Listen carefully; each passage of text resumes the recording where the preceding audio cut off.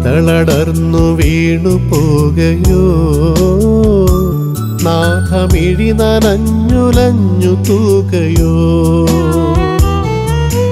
കരളുരുകി കഥനവീഥിയിൽ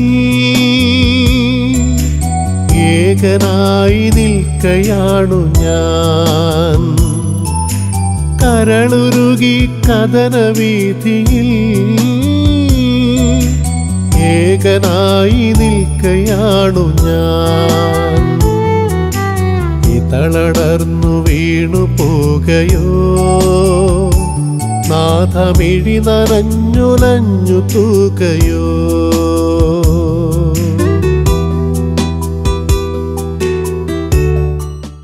നോമ്പിലെ വിചാര വിചിന്തനങ്ങളിലേക്ക് ഏവർക്കും സ്വാഗതം. ഈ 50 ദിവസങ്ങൾ 50 ചിന്തകളും 50 വിശുദ്ധ വിചാരങ്ങളുമാണ്. എല്ലാവരും ഇത് കാണുക, കേൾക്കുക, മറ്റുള്ളവർക്കായി അത് പങ്കുവയ്ക്കുക. അങ്ങനെ ഈ നോമ്പുകാലം യഥാവിധി വിനിയോഗിക്കാൻ ദൈവം നമ്മെ അനുഗ്രഹിക്കട്ടെ. നോമ്പ് എന്ന വാക്ക് അതിന് മനോഹരമായി ഒന്ന് ഡിവൈഡ് ചെയ്യാം.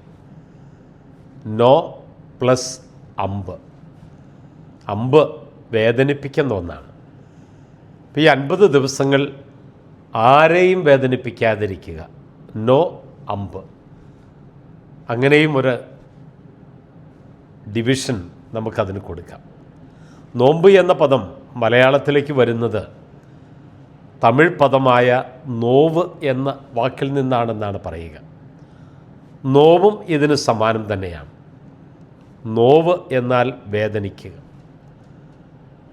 നോവ് വേദനയാണ്.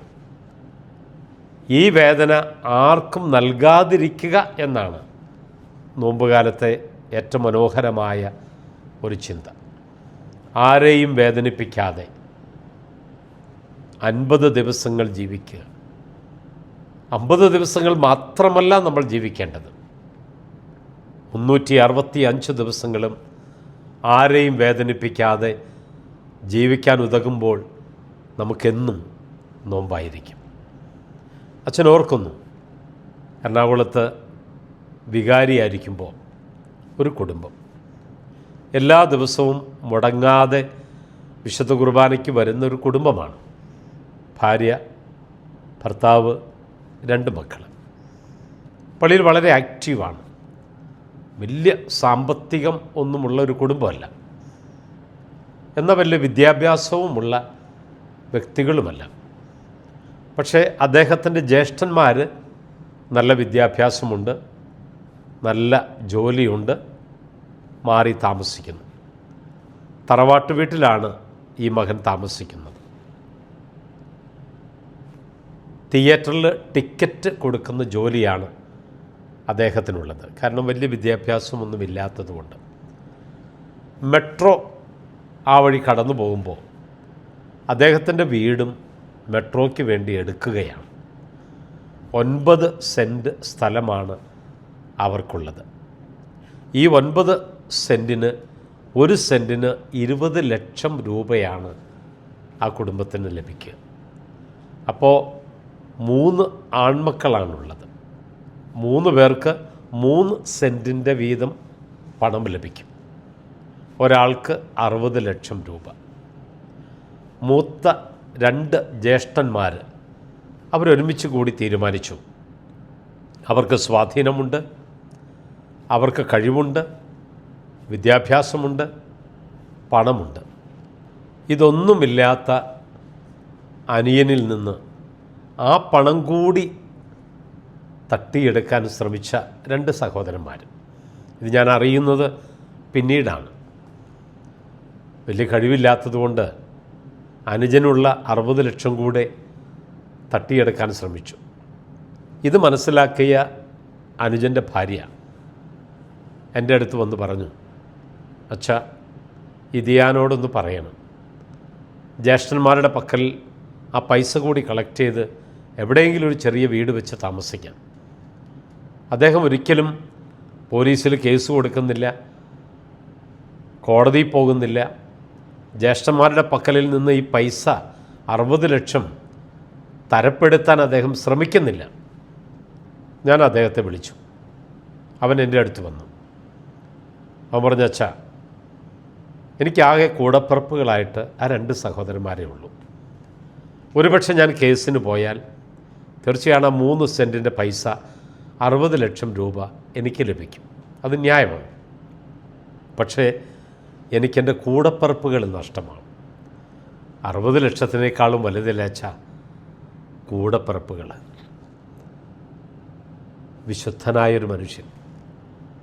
ഞാൻ അവനിൽ കണ്ടത് യഥാർത്ഥ ക്രിസ്തുവിൻ്റെ അനുയായിയാണ്. ഇവനാണ് ക്രിസ്ത്യാനി. ഞാൻ അവൻ്റെ മുമ്പിൽ ശിരസ് നമിച്ചിട്ട് പറഞ്ഞു, മോനെ, നിനക്ക് ന്യായമായി കിട്ടേണ്ട 60 ലക്ഷമാണ് അത്. പക്ഷെ നിൻ്റെ വിശുദ്ധിയുടെ അളവിൽ നീ കൂടപ്പിറപ്പുകൾക്കാണ് സമ്മാനം കൊടുത്തത്. പ്രിയമുള്ളവരെ, ബന്ധങ്ങളെക്കാളും വലുതെന്താ ഉള്ളത്? നമ്മളുണ്ടാക്കുന്ന സമ്പത്തിനും സമ്പാദ്യത്തിനുമൊന്നും ഈ ബന്ധങ്ങൾ രൂപപ്പെടുത്താനാവില്ല. ഒരുപക്ഷെ സമ്പത്തിനേക്കാളും വലുത് ബന്ധങ്ങളാണെന്ന് ചിന്തിക്കുന്ന എത്ര പേര് നമ്മുടെ മുമ്പിലുണ്ട്. ഈ മകനെ പോലെ ഒരാളെയും വേദനിപ്പിക്കാൻ അവന് താല്പര്യമില്ലായിരുന്നു. എനിക്കറിയാവുന്നൊരു കുടുംബമുണ്ട്. ആ കുടുംബത്തിന് 2 സഹോദരങ്ങളാണ്. 2 പേരും വിദേശത്താണ്. വേണ്ട സമ്പാദ്യമുണ്ട്. 2 പേർക്കും ഇൻവെസ്റ്റ്മെൻറ്റ് പ്രോപ്പർട്ടീസായിട്ട് ഒത്തിരിയുണ്ട്. തറവാട് അപ്പനും അമ്മയുടെ മരണശേഷം തറവാട് ഭാഗം വയ്ക്കുമ്പോൾ തറവാട് ജ്യേഷ്ഠന് വേണമെന്ന് പറഞ്ഞ് ശാഠ്യം പിടിച്ചു. ജ്യേഷ്ഠൻ തറവാട് പണിയുന്നതിന് പണം മുടക്കിയിട്ടുണ്ടത്രേ. പക്ഷേ അനുജനാണ് തറവാട് നീക്കിവെച്ചത്. അന്ന് അകന്ന ബന്ധങ്ങളാണത്. ആ തറവാടിനെ ചൊല്ലി ജ്യേഷ്ഠനും അനുജനും തമ്മിൽ അന്ന് അകന്നിട്ട് ഇന്നുവരെ അവർ തമ്മിൽ കണ്ടുമുട്ടിയിട്ടില്ല. 2 പേരുടെയും ഭാര്യമാർ തമ്മിൽ സംസാരിച്ചിട്ടില്ല. മക്കൾ തമ്മിൽ, കൂടപ്പിറപ്പുകൾ തമ്മിൽ സ്നേഹമില്ല. അവർക്ക് വലുത് സമ്പത്തായിരുന്നു. വിദേശത്തുള്ള അവരുടെ കയ്യിൽ വേണ്ടുവോളം പണമുണ്ട്, സമ്പത്തുണ്ട്. അവർക്കൊക്കെ ഇൻവെസ്റ്റ്മെൻറ്റ് പ്രോപ്പർട്ടിയുണ്ട്. എന്നിട്ടും നാട്ടിലുള്ള ഈ തറവാടിനെ ചൊല്ലി അവരകന്നതാണ്. ഇന്നുവരെ ആ കൂടപ്പിറപ്പുകൾ യോജിച്ചിട്ടില്ല. നോമ്പെന്ന് പറയണത് എന്താ? ആരെയും വേദനിപ്പിക്കാതിരിക്കുക. ആരെയും വേദനിപ്പിക്കാതിരിക്കുന്നതാണ് നോമ്പ്. ക്രൈസ്തവരായ നമ്മെ സംബന്ധിച്ചിടത്തോളം നമുക്കെന്നും നോമ്പായിരിക്കണം. ഈ 50 ദിവസങ്ങൾ മാത്രമല്ല, അത് കഴിഞ്ഞിട്ടും ആരെയും വേദനിപ്പിക്കാത്ത വിധത്തിലുള്ള ഒരു വിശുദ്ധ ജീവിതം നയിക്കാൻ നമുക്ക് കഴിയുന്നിടത്താണ് യഥാർത്ഥ നോമ്പ്. ദൈവം നമ്മെ അനുഗ്രഹിക്കട്ടെ. ആമേൻ.